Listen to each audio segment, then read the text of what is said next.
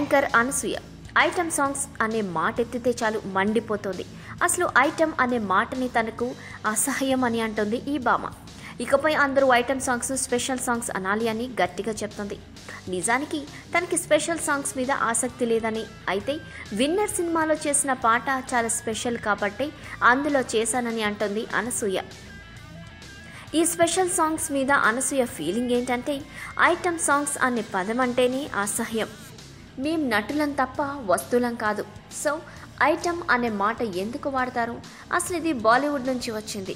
Special stars చేస్తారు కాబట్టి వీటిని స్పెషల్ సాంగ్స్ అనాలి తప్ప ఐటమ్ సాంగ్స్ అనకూడదు. నాకు నిజానికి ఈ తరహా స్పెషల్ సాంగ్స్ చేసే ఉద్దేశం లేదు. ఇంతకుముందు ఇలాంటి ఆఫర్లు వస్తే అంగీకరించలేదు. అయితే విన్నర్ మేకర్స్ నన్ను సంప్రదించినప్పుడు ముందు లిరిక్స్ వినమన్నారు. ఆ పాట అంతా నా పేరు మీదే సాగుతుంది. చాలా సరదాగా ఉంటుంది. లిరిక్స్ అంతా విన్నాకే ఈ పాట చేయడానికి ఒప్పుకున్నా. క్షణం తర్వాత నాకు చాలా ఆఫర్లు వచ్చినా కూడా అంగీకరించలేదు. ఈ పాటకు స్టెప్పులేస్తున్నప్పుడు అది సుమగారు పాడారని తెలీదు. షూట్ చేసేటప్పుడు డమ్మీ సాంగ్ ప్లే చేశారు. కానీ తర్వాత సుమగారే ఫోన్ చేసి తను ఈ పాట పాడానని చెప్పి సర్ప్రైజ్ చేశారు అని అనసూయ తెలిపింది.